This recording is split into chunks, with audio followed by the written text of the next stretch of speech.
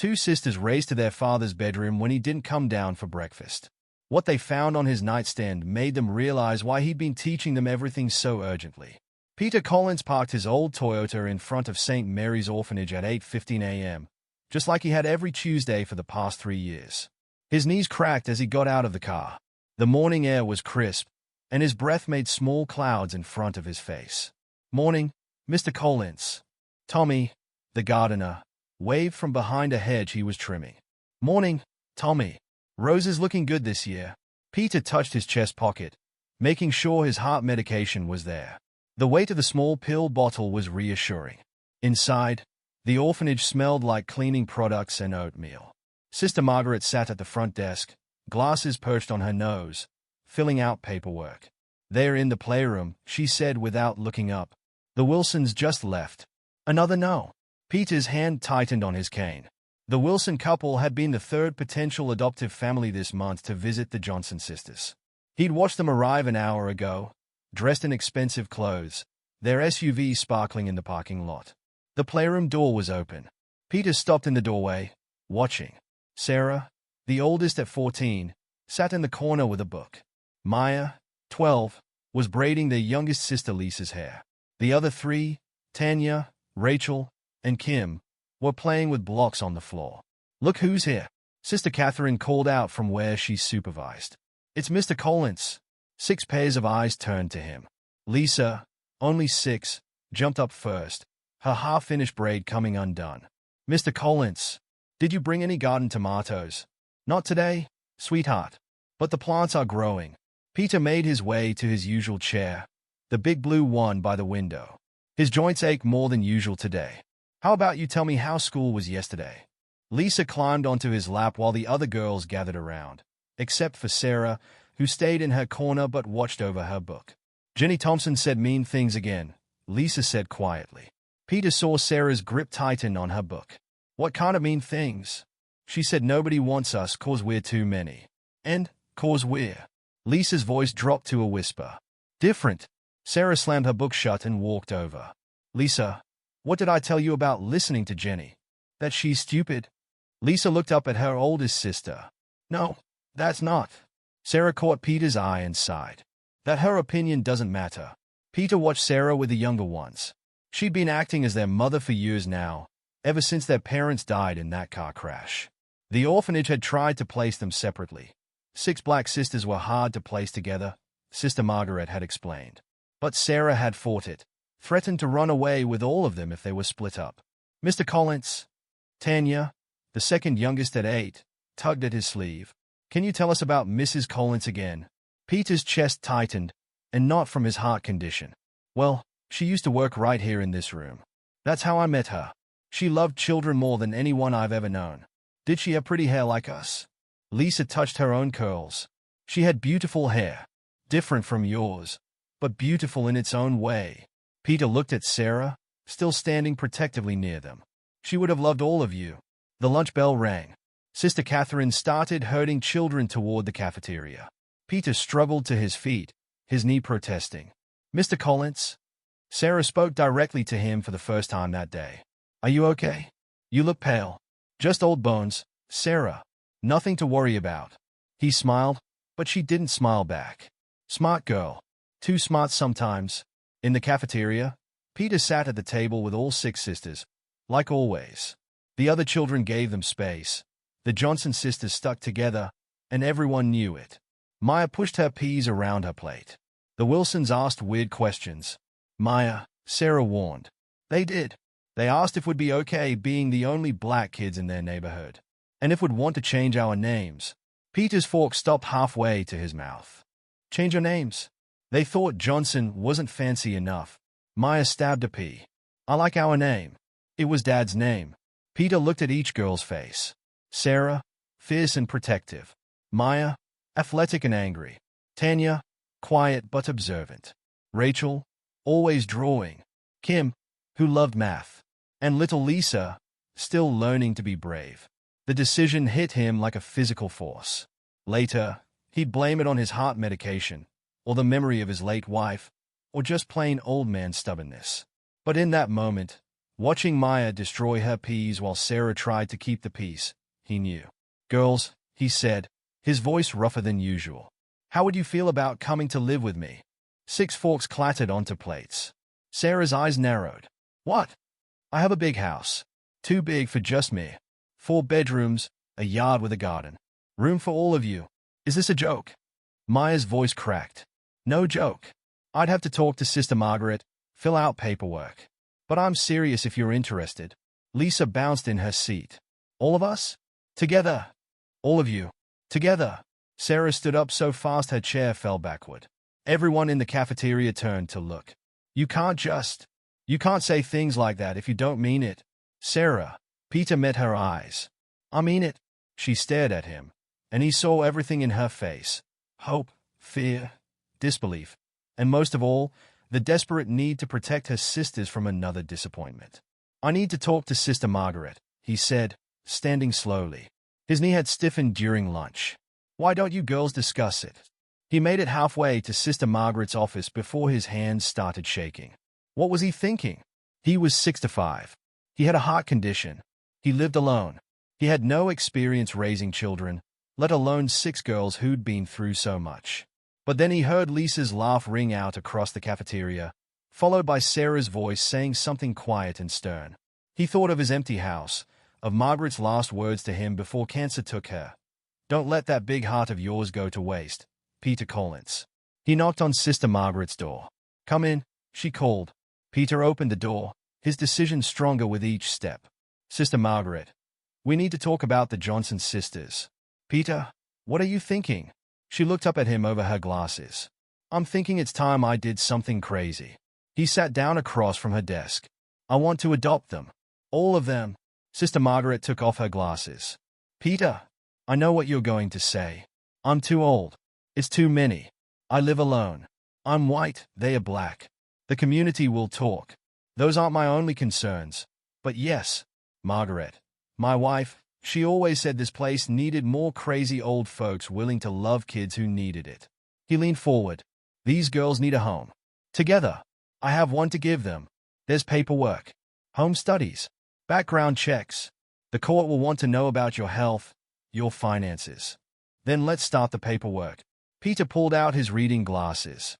"I'm not leaving this office until we do." Sister Margaret stared at him for a long moment. Then she opened her drawer and pulled out a thick folder. "The girls will need to agree." "Of course. And you'll need a lawyer. I'll call mine this afternoon." She handed him the first form. "Peter, are you absolutely sure about this?" He thought about Sarah's protective stance, Maya's angry peas, Lisa's half-finished braid. He thought about his empty house and Margaret's garden and Sunday dinners with no one to cook for. "Yes," he said, and picked up a pen. "I'm sure." 3 weeks after Peter signed the first form, a small moving van pulled up to his house. 6 girls climbed out of his Toyota, staring up at the 2-story colonial with wide eyes. Sarah clutched a backpack containing everything she owned.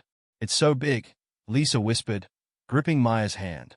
Peter unlocked the front door. His knee was killing him.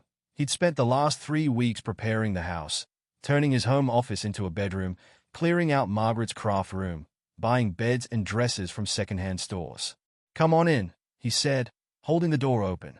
"This is your home now." The girls stepped inside like they were entering a museum. Their shoes squeaked on the hardwood floors.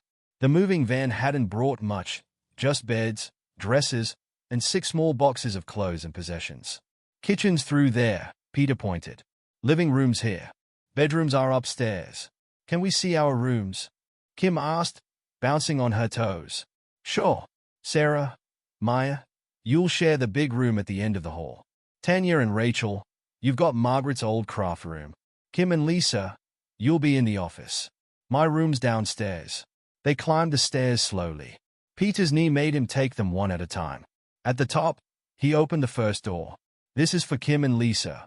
He'd painted it yellow, hung curtains with butterflies.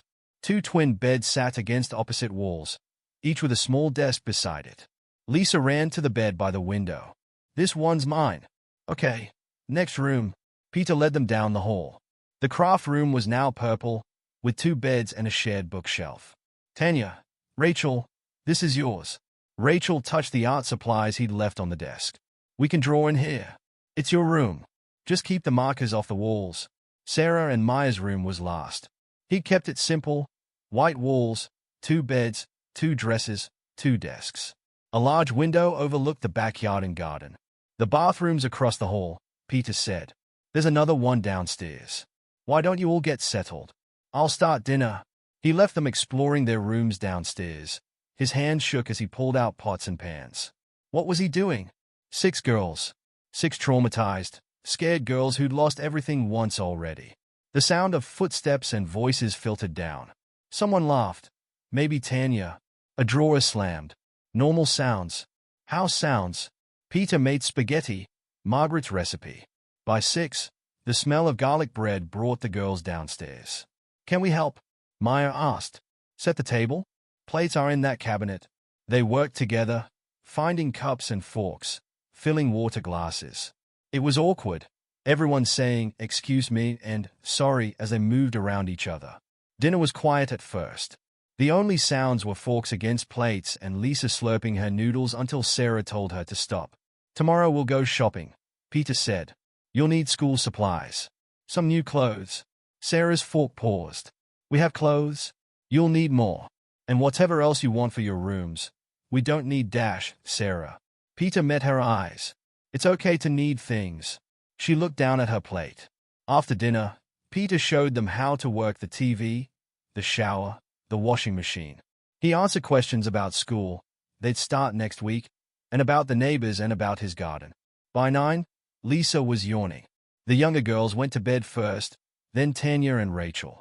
Maya lingered in the living room, watching Peter clean up. Need help? I'm good. Get some sleep. She hesitated. Sarah's going to stay up all night. I know. She always does, first night in a new place. Peter dried his hands. I'll keep an ear out. Maya nodded and went upstairs. Peter heard doors closing, water running, toilets flushing. Normal sounds. Then quiet. He took his evening pill and went to bed, leaving his door cracked open. Sleep didn't come. He listened to the house settle, to footsteps above his head, Sarah pacing. At midnight, he heard her creep downstairs. Her breathing was too fast, too shallow. He got up, joints protesting. She was in the kitchen, gripping the counter, gasping for air. Sarah? She spun around. I'm fine. You're having a panic attack. I said I'm fine. But her legs gave out and she slid to the floor.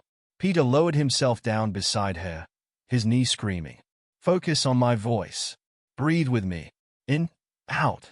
Can't. Yes, you can. In, out. That's it. Slowly, her breathing steadied. She wiped her face.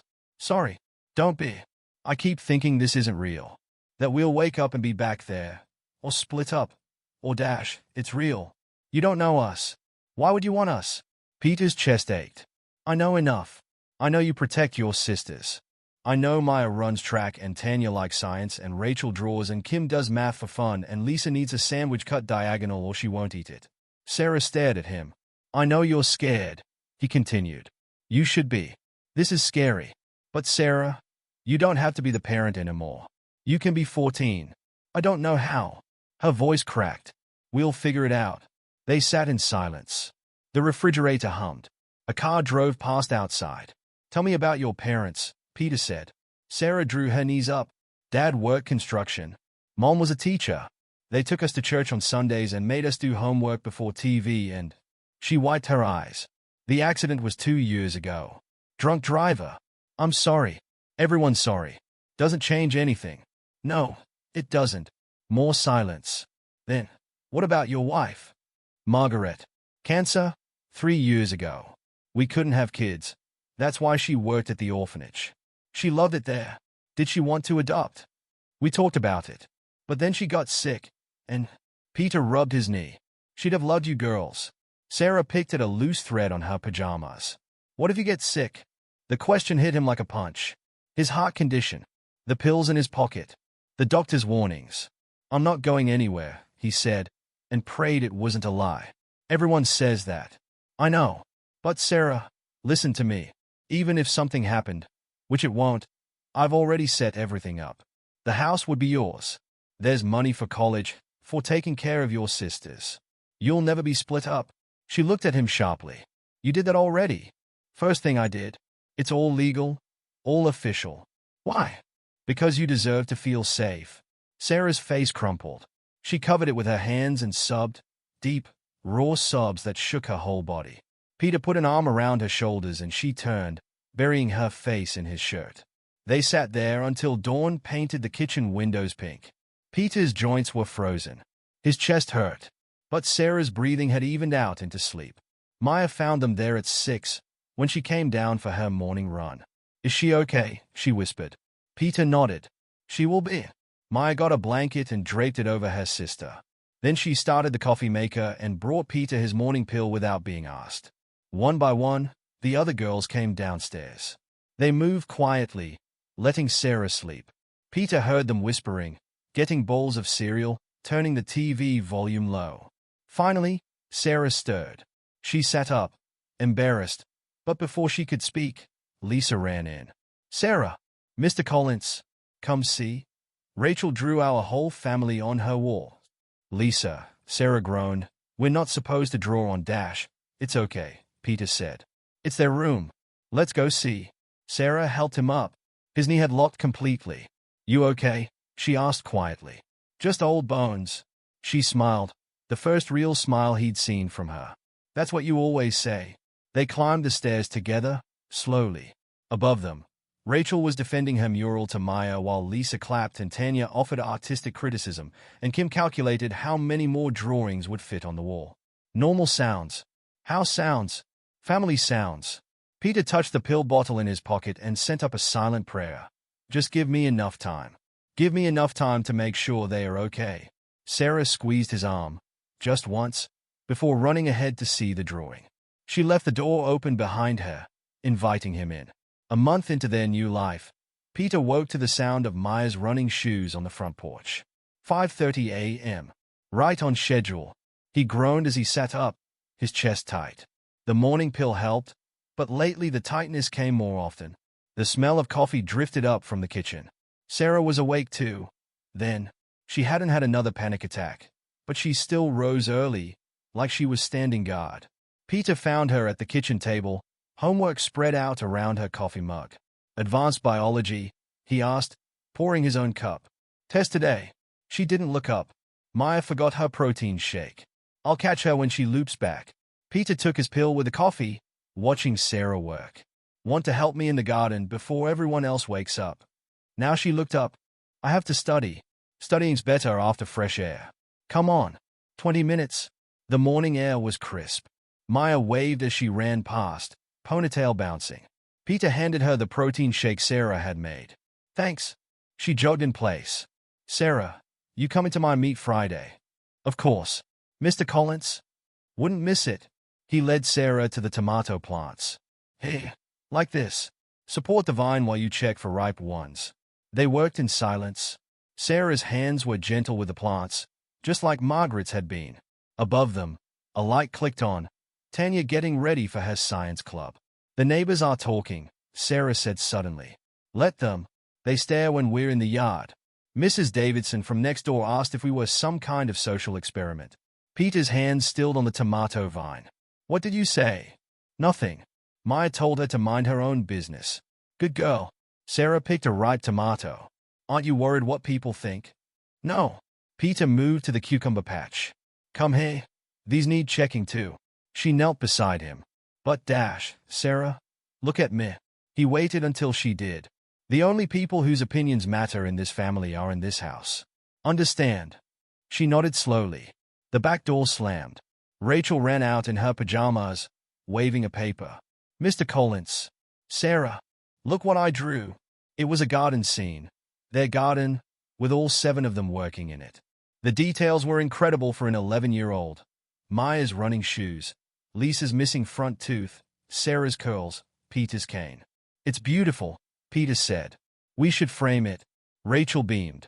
Can I draw more? I want to do one for each room. Of course. But right now, you need to get dressed for school. She ran back inside. Through the windows, Peter could see Kim helping Lisa with her hair while Tanya packed lunches. Normal morning chaos. Sarah stood, brushing dirt from her knees. I should get ready too. Sarah, Peter didn't stand. His knee wouldn't let him yet. You don't have to check on me every morning. She froze. I don't dash. You count my pills. No, I dash. She stopped. How did you know? Because you're smart and observant and scared of losing another parent. He finally managed to stand. But I'm okay. Are you? The direct question caught him off guard. Before he could answer, Maya jogged back up. Final lap. She was barely breathing hard. Race you inside, Sarah. Sarah smiled and ran after her sister. Peter watched them go, his chest tight again. Not from his heart this time. The drive to school was loud. 6 girls, 6 different conversations. Lisa singing the alphabet. Rachel describing her next art project. Tanya reciting chemistry facts. Kim doing mental math. Maya talking about track. Sarah quiet, watching them all. Peter pulled up to the high school first, letting Sarah and Maya out. Good luck on your test, Sarah. Maya, stay hydrated. Yes, Dad, Maya said, then froze. Everyone in the car went silent. Peter's heart skipped, definitely not from his condition this time. Have a good day, girls. They ran into the building. In the rearview mirror, he saw the younger girls exchanging looks. Can we call you Dad too? Lisa asked. Peter gripped the steering wheel. If you want to. I want to. Lisa bounced in her seat. Me too, Rachel said. Tanya and Kim nodded. Peter drove them to the elementary school with blurry vision.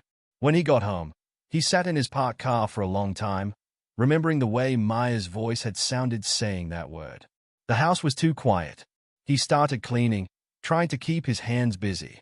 Under Sarah's bed, he found a notebook filled with lists, his medications, dosages, schedules, doctor's numbers, insurance information. He sat on her bed, reading. She'd documented everything, when he seemed tired, when he took extra pills, when his knee was worse. Notes about cardiac warning signs she'd researched online. The front door opened. Peter checked his watch. Noon already.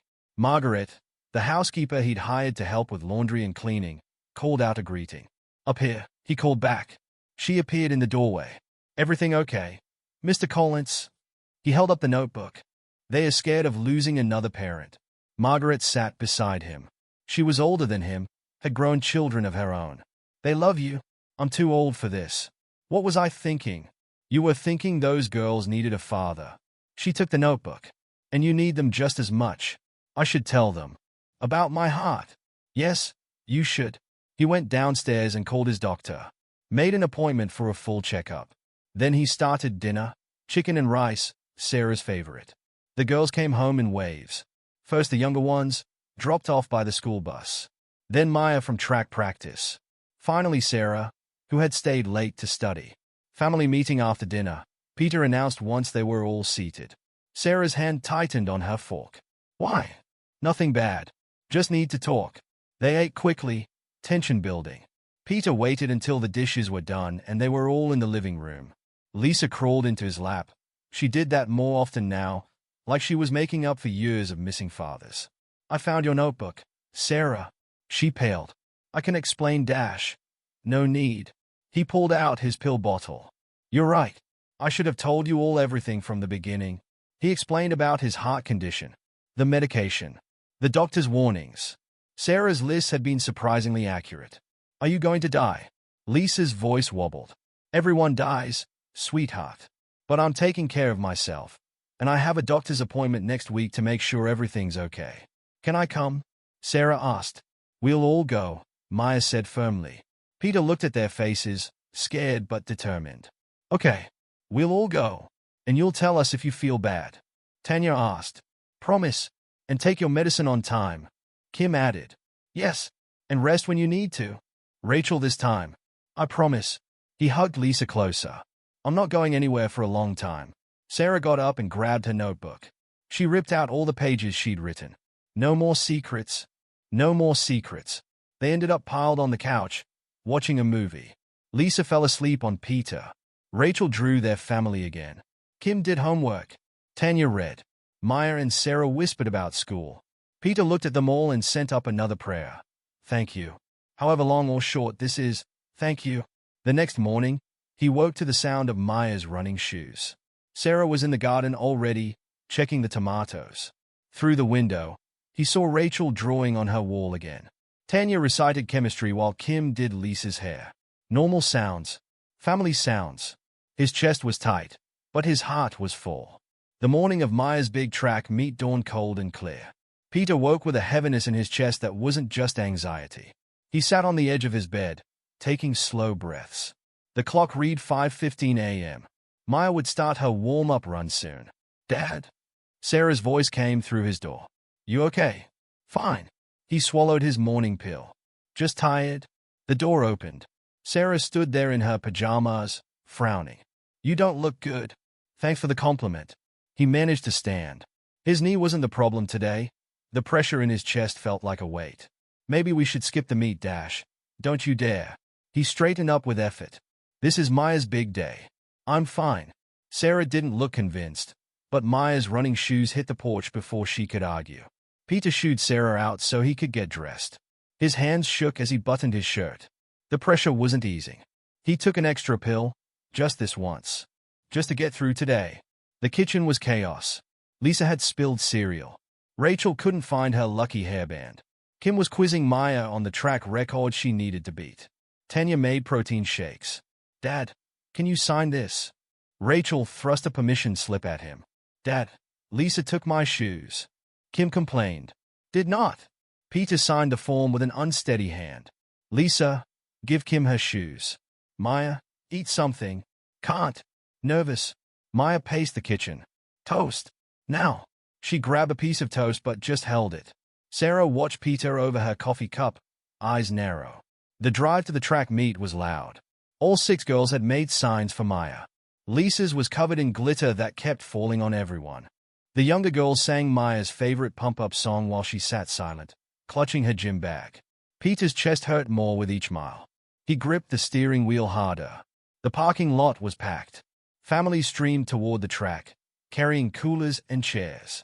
Peter's breath came shorter as they walked from the car. "I forgot my spikes." Maya stopped suddenly. "They're in your bag." "I checked," Sarah said. "Triple-checked."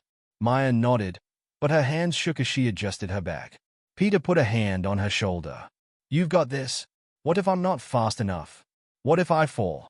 What if dash?" "Maya." He turned her to face him. "You've trained for this. You're ready. Promise you'll watch." The pressure in his chest squeezed. Wouldn't miss it for anything. They found seats in the bleachers. Other families stared. They always did. 6 black girls with their white father. Peter ignored them, focusing on breathing. Sarah sat next to him, tense. "Ladies and gentlemen, welcome to the state championships." The announcer's voice boomed. "First up, girls, 800-meter qualifying round." Maya lined up with the other runners. Her hair was tied back tight, her expression focused. The gun fired. She ran beautifully, each stride perfect, just like she'd trained. She qualified easily, finishing second in her heat. "That's my sister." Lisa screamed. Rachel and Kim waved their signs. Tanya recorded everything on her phone. But Peter barely saw it. Black spots danced at the edges of his vision. Sweat soaked his shirt despite the cool morning. "Dad!" Sarah's voice seemed far away. "Dad, you need to go home." He shook his head. "Finals, soon." The next hour passed in a blur. Maya won her semifinal. Peter couldn't cheer. It took all his energy to stay upright. Sarah gripped his arm. "Please," she whispered. "Let me call an ambulance." After finals, Maya looked up at them before taking her place for the final race. Peter managed to raise his hand. She smiled, bouncing on her toes. The gun fired. Maya exploded off the line. The crowd roared. She took the lead early, her stride smooth and strong. Other runners challenged but couldn't pass her. Peter's vision narrowed to his daughter on the track. The pain in his chest was terrible now. But Maya was running the race of her life. The final turn. Maya in front by 3 steps. The crowd on their feet. "Go Maya!" The girls screamed. She crossed the finish line first. State champion. Peter tried to stand. His legs wouldn't work. "Dad!" Sarah's voice cracked with panic. "Someone call 911. Maya's victory celebration stopped when she saw the crowd gathering around their section. She ran toward the bleachers, still wearing her number. "What's wrong?" "Dad!" "I'm okay." But the words came out slurred. The pain was overwhelming now. "No, you're not." Sarah had his pills out. He needs an ambulance. Already called? A man said nearby. They're coming. Dad, look at me. Maya knelt in front of him, still breathing hard from her race, gold medal around her neck. Stay with us. One. He managed to touch her medal. So proud. Forget the stupid medal. Maya's eyes filled with tears. Just stay awake. Sirens wailed in the parking lot. The younger girls huddled together, crying. Sarah rattled off his medications to a paramedic while Maya held his hand. Blood pressure's dropping. Someone said, "We need to move." They loaded him onto a stretcher. The pain was unbearable now. Sarah climbed into the ambulance with him. Maya. He couldn't get the words out. "I've got them," she said. "We'll be right behind you." The ambulance doors closed. Sarah gripped his hand as the sirens started again. "You promised," she whispered. "You promised you wouldn't leave." He tried to respond, but darkness took him. He woke to beeping machines and white walls. Sarah slept in a chair beside his bed, still wearing her clothes from the track meet. Maya's gold medal hung from the four-pole. "Sarah." His voice was weak. She jerked awake. "Dad." "Thank God." She hit the call button. "You've been out for hours." "Others?" "In the waiting room. They won't leave." A doctor came in, checked monitors, asked questions. "Heart attack," she explained. "Not massive. Caught in time. But a warning." "You're lucky," she said. "Much longer without treatment." Sarah's hand tightened on his. "Where's my medal?" Maya appeared in the doorway, other girls crowding behind her. "Hey!" Sarah took it off the four-pole. Maya walked to the bed and hung it around Peter's neck. "This is yours." "Maya." "No, Dash. You said you wouldn't miss it for anything. You kept your promise. Even though." She wiped her eyes. "Even though it almost killed you. Worth it." His voice was stronger. "But I'm sorry I scared you. All of you." Lisa climbed onto the bed, careful of the tubes. The other girls found spaces to sit or stand. "No more secrets," Sarah said firmly. "No more hiding when you feel bad. No more extra pills," Maya added. He looked at their faces, scared but still here. Still his. "I promise. And you have to rest," Tanya said. "Actually rest. And take your medicine on time," Kim added. "And let us help more," Rachel finished. "Okay." He touched the medal around his neck. "Okay." They stayed until the nurse made them go, promising to return first thing tomorrow. Sarah lingered. "I can stay, Dash. Go home. Take care of your sisters." She kissed his cheek. "Love you, Dad. Love you too." Alone in the hospital room, Peter held Maya's medal. The gold caught the light from the monitors. On the back, she'd written in marker, "For the dad who never missed a race." His chest hurt again, but not from his heart. The hospital released Peter 3 days after Maya's track meet. Sarah and Maya helped him into the house while the younger girls hovered nearby, unusually quiet. His study door was closed. He'd asked Margaret to prepare it before he came home. "I need to talk to Sarah and Maya," he said once he was settled in his chair. "Alone." The younger girls started to protest, but Maya shook her head. "Go do homework. We'll be up soon." Peter waited until he heard their footsteps on the stairs. His chest still hurt, but differently now. The doctor's words echoed in his head. "Significant damage, reduced function, time to get affairs in order." "Dad?" Sarah's voice broke through his thoughts. "Should you be up? Sit down. Both of you." He gestured to the chairs he'd had Margaret arrange. "We need to talk." Maya clutched her gold medal. She hadn't taken it off since the meet.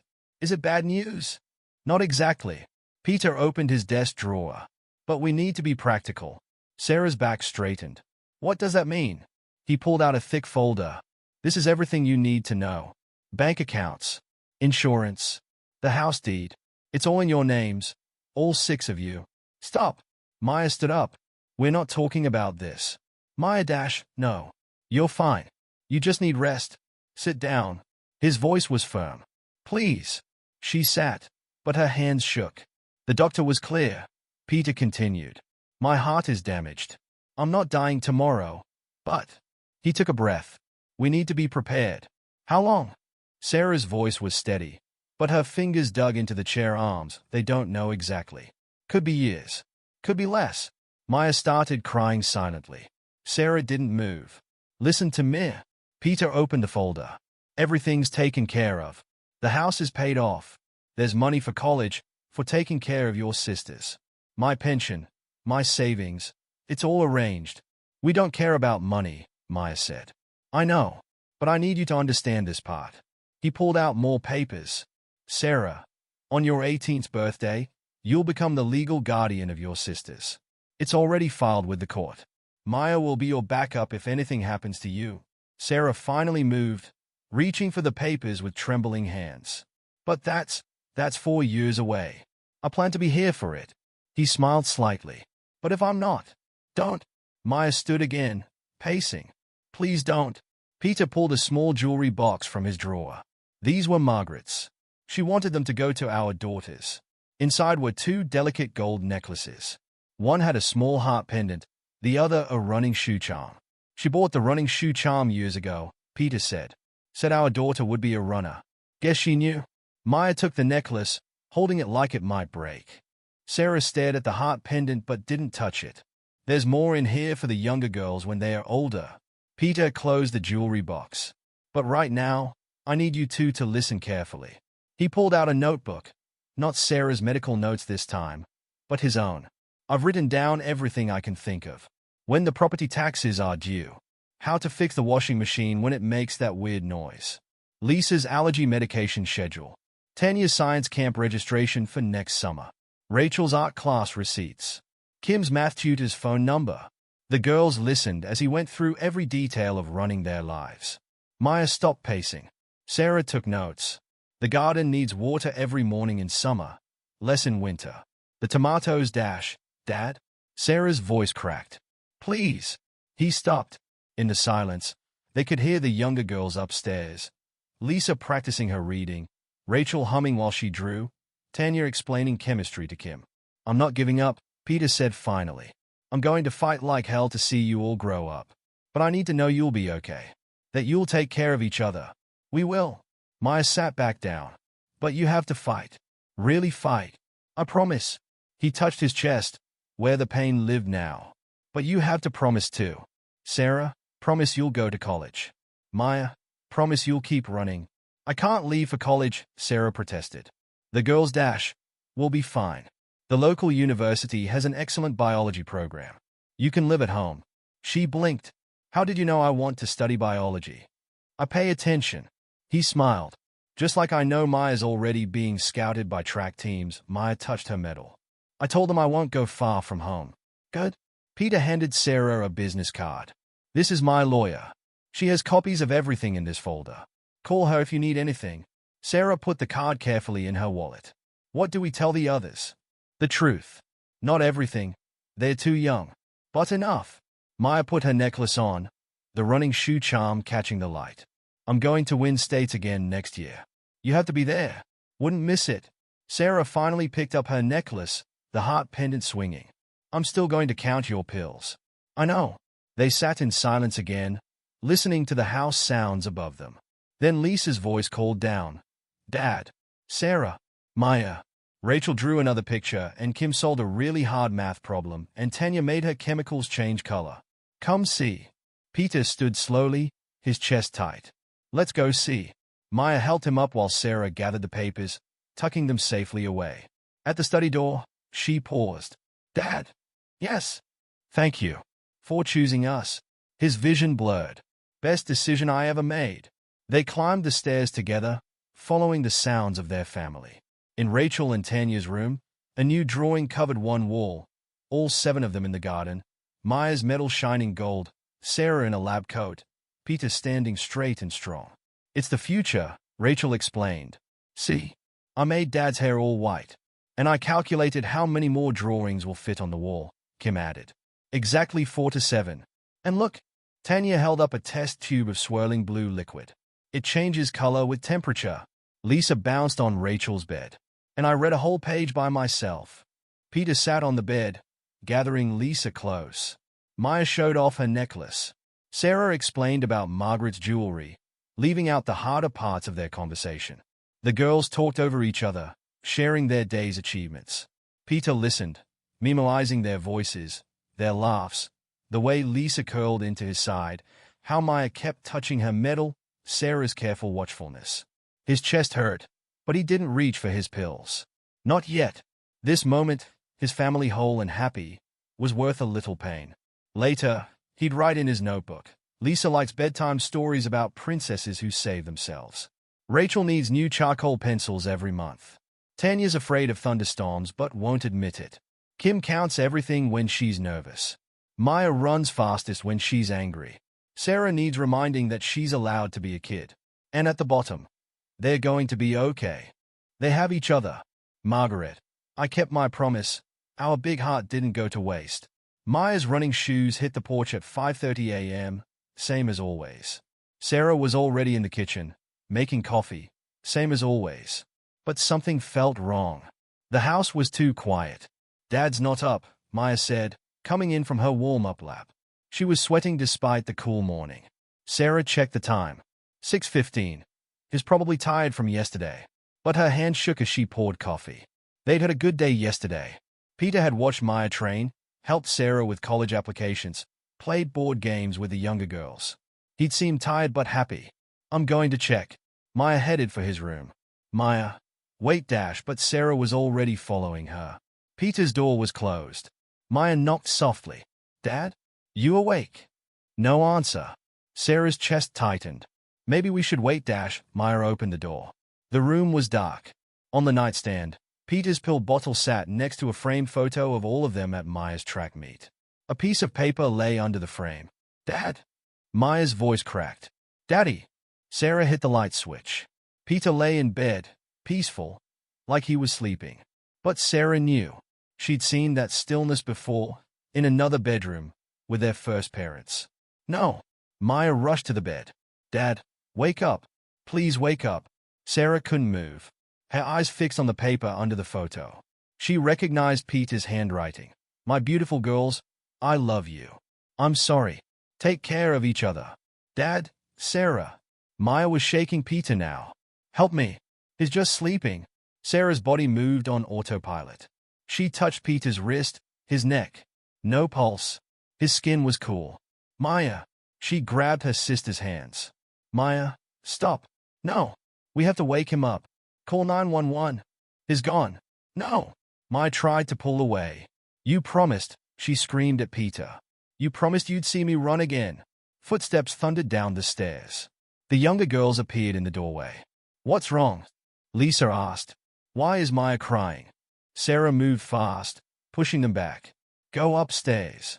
Now. But dash, now. They ran, scared by her voice. Sarah pulled out her phone with shaking hands. 911, then Peter's lawyer.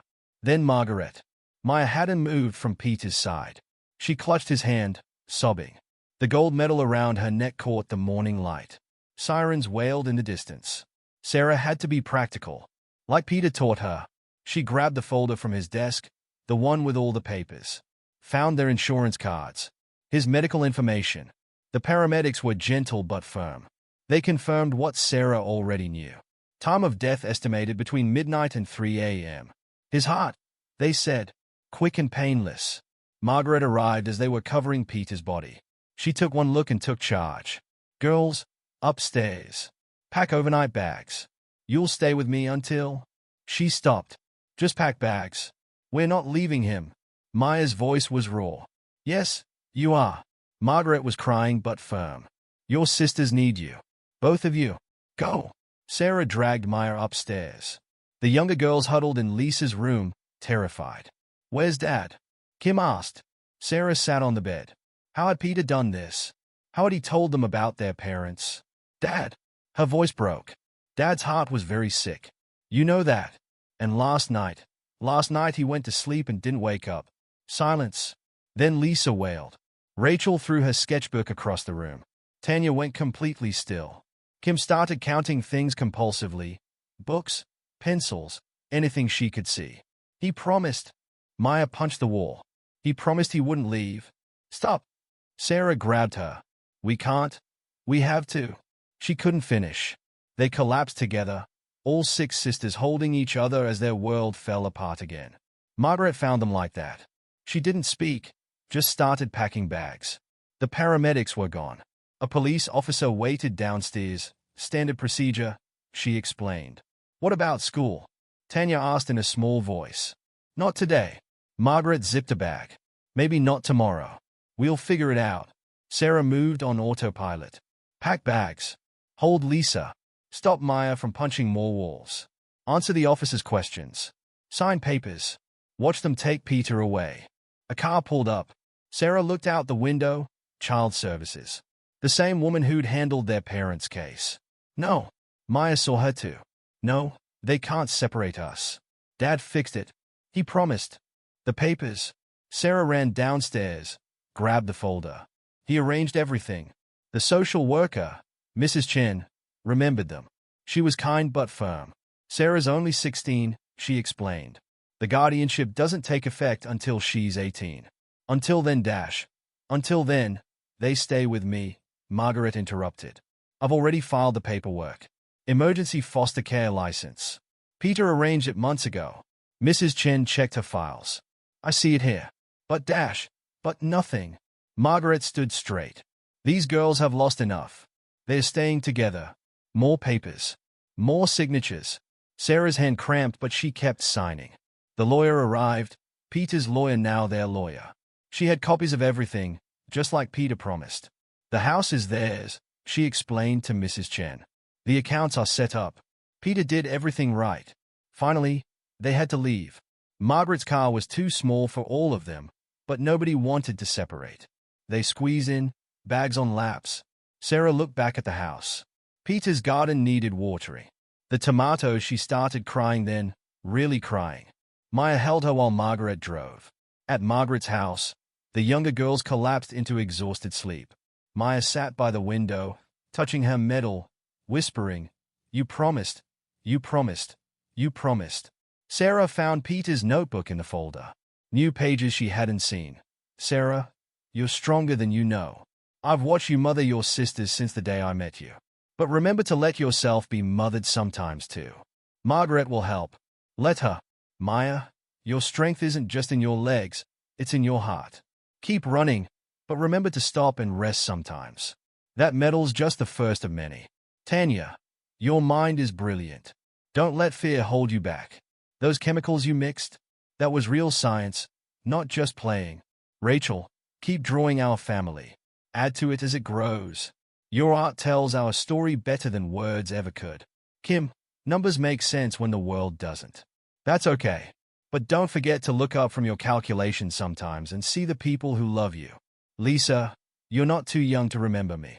I made sure of that. Keep singing your ABCs. Keep hugging your sisters. Keep being brave. I'm sorry I couldn't stay longer. But you have each other. You have Margaret. You have a home and a future and all my love. Take care of the garden. Take care of each other. Take care of yourselves. I love you. Dad, Sarah closed the notebook. Outside, the sun rose fully. Another day. They had to get through it. Then another. Then another. She found paper, started making lists. Like Peter taught her. Like she'd done before. Call school. Cancel paper delivery. Water garden. Check Lisa's allergy medicine. Help Maya train. Make sure Rachel has art supplies. Quiz Tanya on chemistry. Watch Kim's counting. Breathe. The last one was hardest. But she had to. They all had to. In the garden, the tomatoes waited. A week after Peter's death, Sarah stood in front of his garden at dawn. Maya's running shoes hit the pavement behind her, the only normal thing left in their world. The tomatoes are dying, Maya said, stopping beside her. They were. A week without water had left them wilting. Peter would have hated that. Sarah grabbed the hose. Maya helped without speaking. They worked together, remembering Peter's lessons. Support the vines. Check for rot. Be gentle. Girls. Margaret called from the back door. Breakfast before the meeting. The meeting. Sarah's hands shook on the hose. Today they'd fight to stay together. Inside, the younger girls sat around the kitchen table. They'd moved back home yesterday. Couldn't stay at Margaret's forever. Rachel hadn't drawn anything since Peter died. Tanya hadn't touched her chemistry set. Kim counted everything obsessively. Lisa hadn't spoken in days.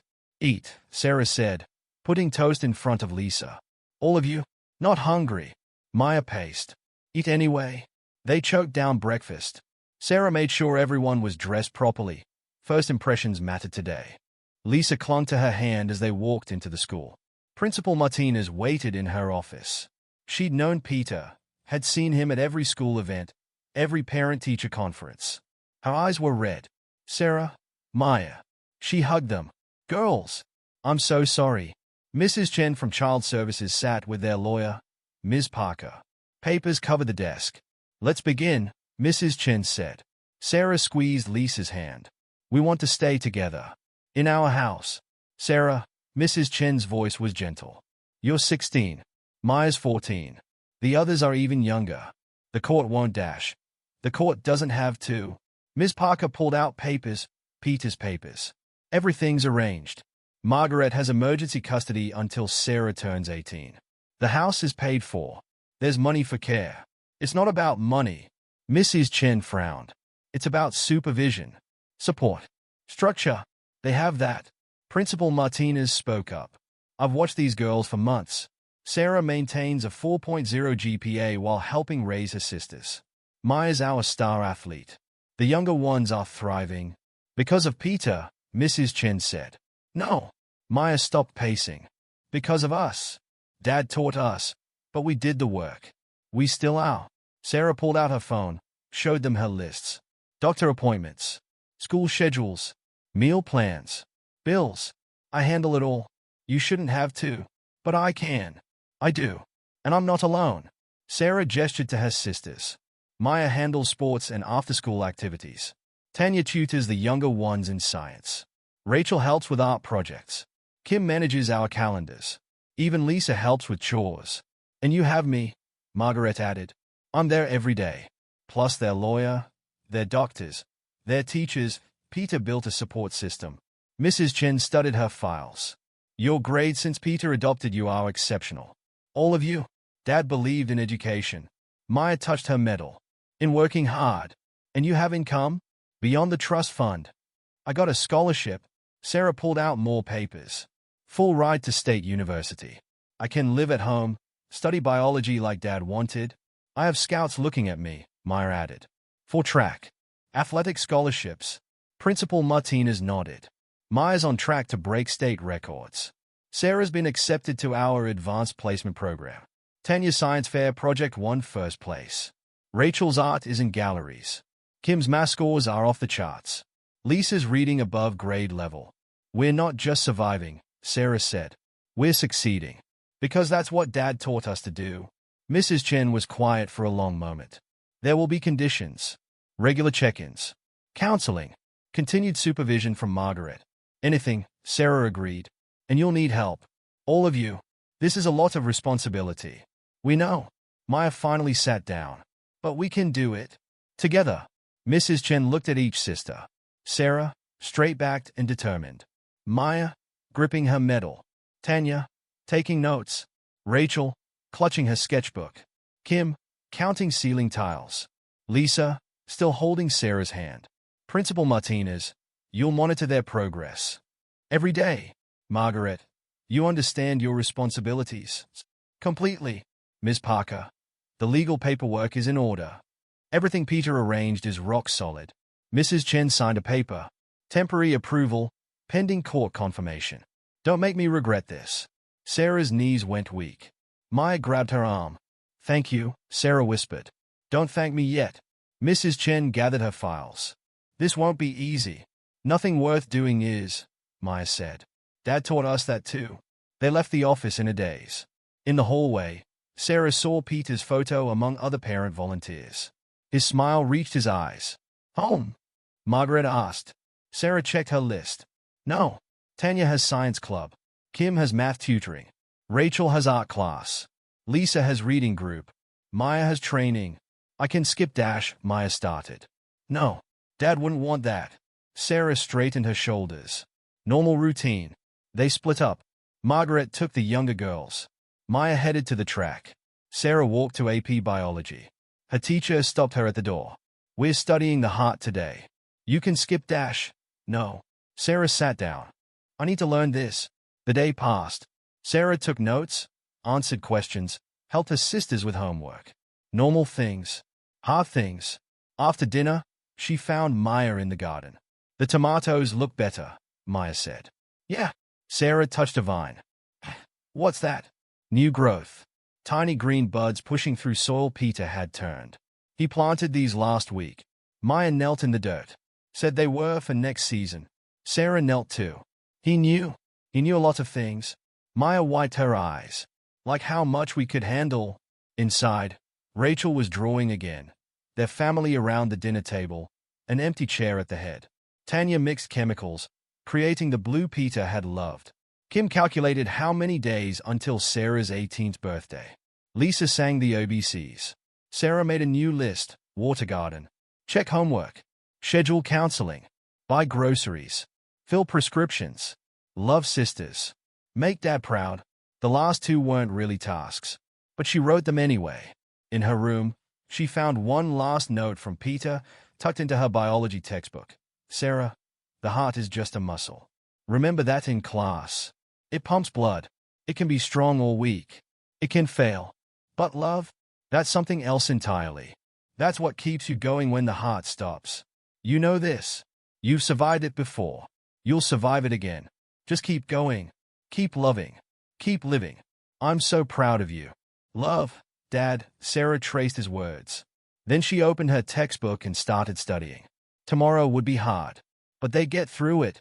Together, like Peter taught them. The courthouse loomed over them, all gray stone and tall windows.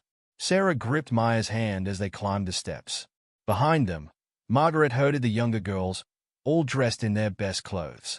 Remember, Miss Parker said, let me do the talking. You only speak if the judge asks you directly. Sarah nodded. She hadn't slept last night.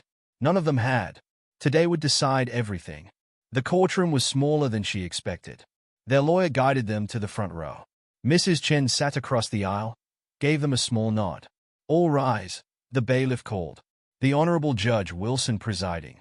The judge was older than Peter had been, with gray hair and sharp eyes. She read through their file while everyone waited. Quite unusual, she finally said.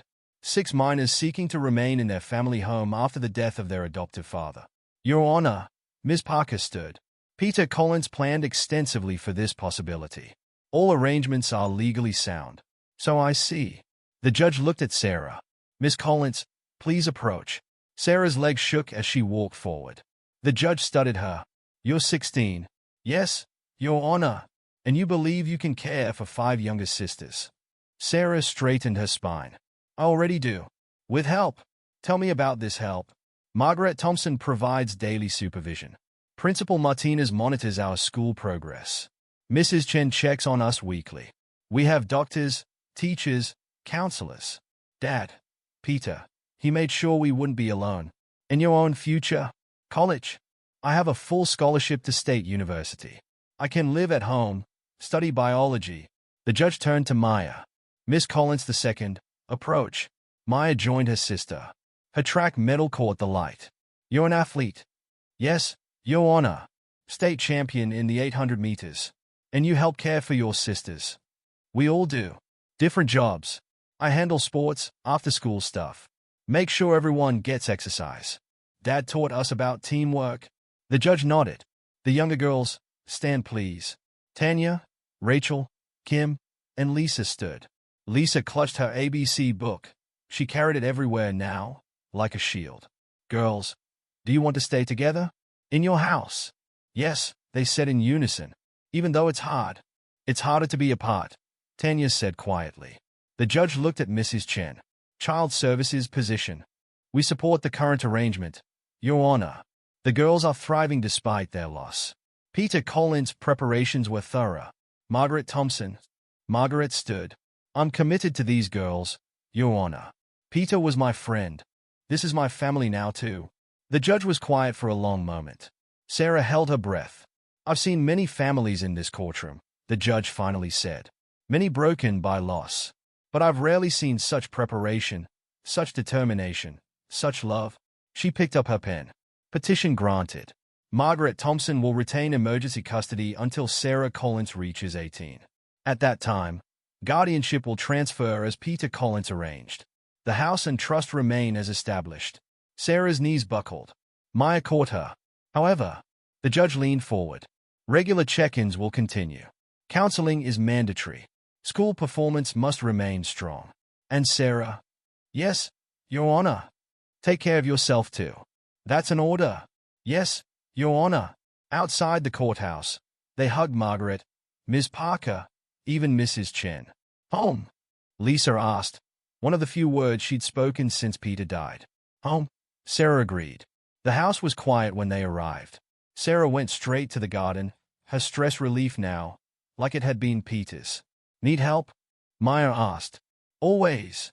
They worked together, the younger girls joining in. Peter's new plants were growing stronger. Green tomatoes formed on the vines. Dad would be happy, Maya said. Yeah. Sarah wiped sweat from her face. What's this? A metal plate lay half buried in the dirt. They uncovered it carefully. Words were engraved, Collins Family Garden Estate. 2024 where love grows.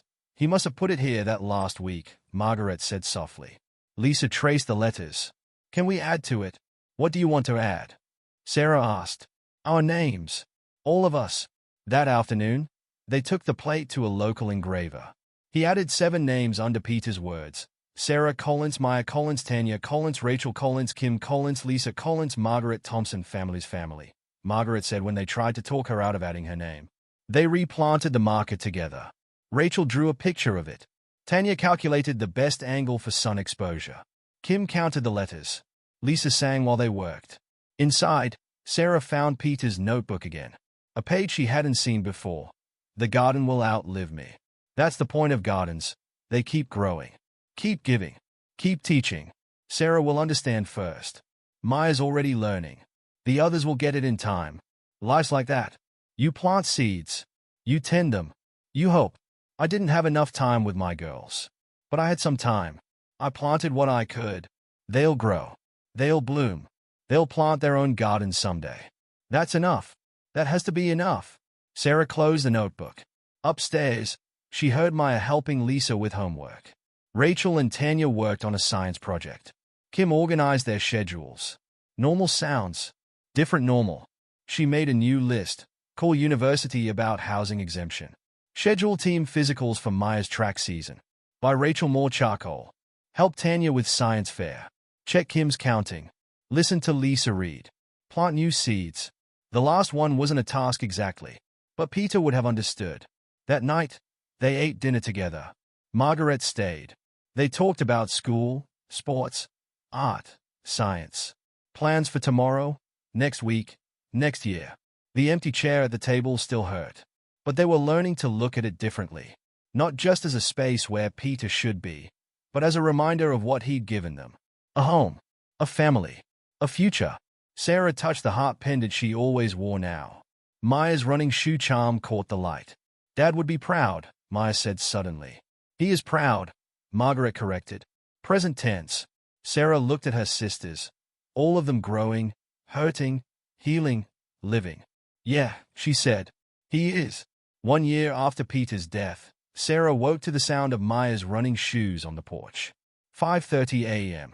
Some things never changed. The garden needed water. It always did. Sarah pulled on her shoes and went outside, where the morning air still held spring's chill. Look what I found, Maya said, returning from her run. She held up a small notebook, its pages yellowed. Sarah recognized Peter's handwriting immediately. Where was it? Behind the tool shed. Must have fallen there that last week. They sat on the porch steps to read it. Peter's garden notes, written in his careful hand. Tomatoes like consistency. Water same time every day. Like teenagers that way. Roses need pruning. Dead parts have to go so new growth can come. Seeds don't care who plants them. They just want to grow. Gardens like family. Takes work. Takes time. Takes love. Worth it though. Always worth it. The back door creaked. Lisa came out, ABC book under her arm. Can I help? She didn't wait for an answer, grabbing the small watering can Peter had bought her. Careful with the new plants, Sarah said. Lisa nodded seriously. She was 7 now, reading chapter books, but she still carried the ABC book everywhere. More footsteps inside. Rachel setting up her art supplies. Tanya preparing for her science competition. Kim making breakfast. She'd learned to cook, wanting to help more. Special day, Maya said quietly. Sarah nodded. 1 year. They'd made it 1 year. Margaret's car pulled up right on schedule. She didn't need to come every day anymore, but Sunday was non-negotiable. "Girls," she called, "farmer's market before it gets crowded." It was their new tradition.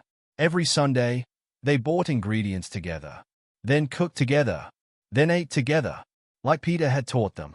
The farmer's market buzzed with life. Their favorite vendors knew them now. "My favorite customers." Mr. Johnson at the tomato stand waved. "Got those heirlooms your dad always liked." They didn't correct him anymore. Peter would always be their dad. "Science fairs next week," Tanya told the flower seller as she picked sunflowers. "I'm doing an experiment on plant growth. Like Dad taught me." "Art show too," Rachel added, selecting vegetables by color. "I'm showing my garden series." Kim counted their purchases, keeping track of the budget Sarah had set. Lisa helped carry the lighter bags, singing under her breath. The house smelled like coffee when they returned. Maya started chopping vegetables while Sarah checked her biology notes. Finals were coming up. "Found Dad's recipe book," Margaret called from the kitchen. They gathered around as she opened it. Peter's handwriting again. Margaret spaghetti sauce. Girls' favorite. Sarah likes extra garlic. Maya needs protein. Tanya no mushrooms. Rachel extra cheese. Kim precise measurements. Lisa small pieces. Feed them well. Feed them together. "Let's make it," Lisa said. They worked together, following Peter's notes. Rachel drew them cooking. Tanya explained the chemistry of sauce making. Kim measured everything exactly. Maya and Sarah remembered out loud. Dad burning the garlic. Dad teaching them to stir. Dad's Sunday rule: no phones at dinner. The doorbell rang. Mrs. Chen and Principal Martinez, also part of Sunday dinner now. Family came in different forms. Peter had taught them that too. "Smells good," Mrs. Chen said, hanging her coat. Sarah got into the pre-med program, Principal Martinez announced. "Full scholarship still." "And Maya's got 3 colleges interested," Margaret added. "All with track programs. Dad would be happy," Lisa said, setting the table. "He is happy," Maya corrected, touching her medal. Sarah went to check the sauce. On the kitchen window, Rachel had drawn their family in washable marker. All of them, plus Peter, plus Margaret. The sun shone through it, casting colored shadows on the counter. "Found something else," Maya said quietly, joining her. She held up a sealed envelope. It was with the garden notebook. Sarah's name was on the front, in Peter's writing. Her hands shook as she opened it. "Dear Sarah, if you're reading this, it's been a while since I've been gone. A year. Probably. You're thorough like that. You would have found this earlier if not. How are you, sweetheart? Really? Are you taking care of yourself, not just everyone else? I've been watching, not literally, don't roll your eyes. But I know you. Know all my girls." Maya's running faster. Tanya's experiments are getting bigger. Rachel's art is everywhere. Kim's numbers tell stories. Lisa's reading everything she can find. And you? You're holding them together. Like you always have. But better now, because you know you don't have to do it alone. I need you to know something. I didn't choose you girls just to save you. You saved me too. After Margaret died, I was just existing. Empty house, empty garden, empty heart. Then I met 6 sisters who needed a father, and I needed a reason to live. We healed each other. Remember that on hard days.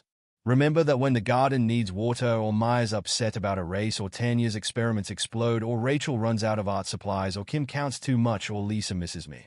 Remember that love doesn't end. It grows. Like gardens. Like families. I love you. Present tense. Always. Dad, Sarah wiped her eyes. Maya hugged her from behind. "Sauce is bubbling," Maya said. They moved together, 6 sisters and Margaret, Mrs. Chen and Principal Martinez, setting the table, pouring drinks, talking about their week. Peter's chair stayed empty, but not the space he'd left. They'd filled that with what he taught them: love, strength, family. Sarah touched her heart pendant. Maya's running shoe charm caught the light.